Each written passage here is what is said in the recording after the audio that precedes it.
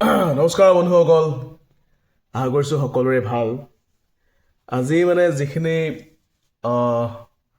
International conflict হৈ আছে আমাৰ বৰ্তমানৰ পৃথিৱীখনত, তাকে লৈ মনলৈ কেইটামান যিখিনি কথা আহিছে তাকে ভাবিছোঁ আপোনালোকৰ লগত শ্বেয়াৰ কৰোঁ। এতিয়া কি হৈ আছে পৃথিৱীত চবেই সকলোৱে গম পাইছে। ধৰি লওক যেনেকুৱাকৈ ইজৰাইল, ইৰাণ আৰু আমেৰিকাই যুদ্ধত অৱতীৰ্ণ হৈছে, আৰু আমেৰিকাই ইতিমধ্যে ইৰাণৰ ৰাষ্ট্ৰপতি খামিনিক আৰু তেওঁৰ লগতে তেওঁৰ পৰিয়াল আৰু লগতে যিখিনি উচ্চপদস্থ বিষয়া সকলোখিনিকে বম্বিং কৰিছে, তেওঁলোকৰ নিহত কৰিছে বুলি আমি খবৰবিলাক পাই আছোঁ। গতিকে এনেকুৱা ক্ষেত্ৰত কেইটামান কথা মনলৈ আহে, কিয় হ'বলৈ পাৰিছে এইবিলাক। যিখিনি আমেৰিকাৰ ইণ্টাৰেষ্টত নাথাকে কাণ্ট্ৰিবিলাক, দেশবিলাক, তেওঁলোকক আমেৰিকাই প্ৰেছাৰাইজ কৰি যেনেকুৱাকৈ নহওক তেওঁলোকে নিজৰ মতাই চলাবলৈ বিচাৰে। আমি এইখিনি সময়ত দেখি আছোঁ যেনে প্ৰথমতে ধৰি লওক আপোনাৰ ভেনিজুৱেলাৰ বহুত তৈল ভাণ্ডাৰ বহুত বেছি তেওঁলোকৰ ইমান তৈল ভাণ্ডাৰ বেছি আমি ভাবোঁ কি মিডিল ইষ্টতে আছে নেকি চাগে বহুত তেল, যেনেকুৱাকৈ আপোনাৰ ধৰি লওক আৰৱ দেশবিলাক, কিন্তু সকলোতকৈ বেছি আছে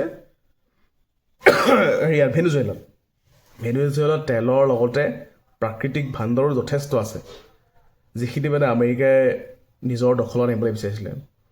আৰু সেইখিনি যেতিয়া আমেৰিকাই অকণমান বাধা পোৱাৰ নিচিনা অনুভৱ কৰিলে, আৰু তেতিয়া তেওঁলোকে নিজৰ সুবিধা অনুযায়ী তাত নিজৰ মানুহ দি পেলাই অকণমান কণ্ট্ৰল কৰিবলৈ বিচাৰিছিলে।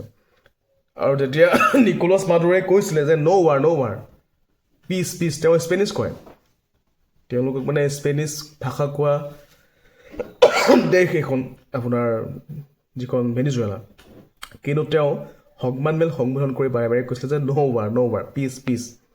তেওঁ এইটোকে ক'বলৈ বিচাৰিছিলে যে আমি যুদ্ধৰ সমৰ্থনত নাই, আমি শান্তিৰ পক্ষত আছোঁ। কিন্তু যিমান যি হ'লেও আমেৰিকাই নিজৰ চাৰ্জিকেল ষ্ট্ৰাইক কৰি এখন দেশৰ ৰাষ্ট্ৰপতি, তেওঁৰ পত্নী, দুয়োজনকে নিজৰ ৰাষ্ট্ৰলৈ লৈ আহিলে, যিটো চাবলৈ গ'লে মৰেলি কেতিয়াওতো শুদ্ধ বুলি ক'ব নোৱাৰি আমি, যিহেতু এখন চিভিলাইজ সভ্য সমাজত আছোঁ।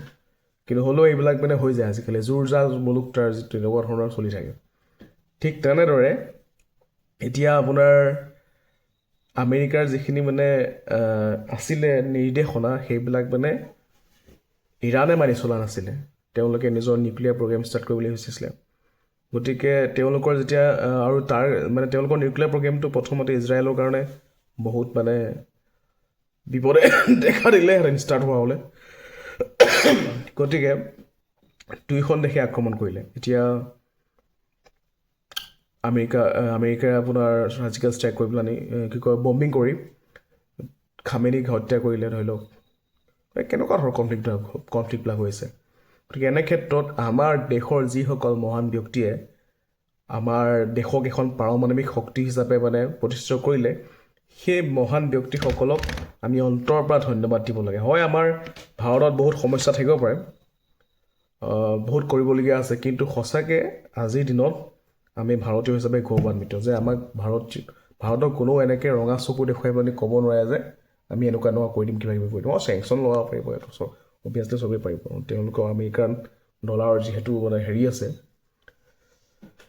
প্ৰভুত্ব আছে বুলি ক'ব পাৰি। গতিকে চেংচন লগাব পাৰিব, কিন্তু এনেকুৱা ধৰণৰ কনফ্লিক্ট কৰিব নোৱাৰে যিখিনি আমাৰ ভাৰতৰ সেইখিনি শক্তি আছে প্ৰতিৰোধ কৰিব পৰা।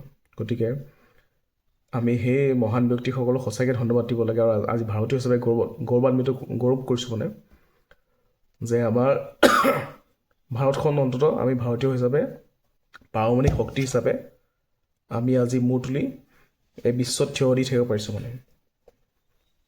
Thank U. আৰু থেংক ইউ সেইসকল ব্যক্তি যিসকলে আমাক এখন নিউক্লিয়াৰ নেশ্যন হিচাপে প্ৰতিষ্ঠিত কৰিলে। জয় হিন্দ, জয় ভাৰত।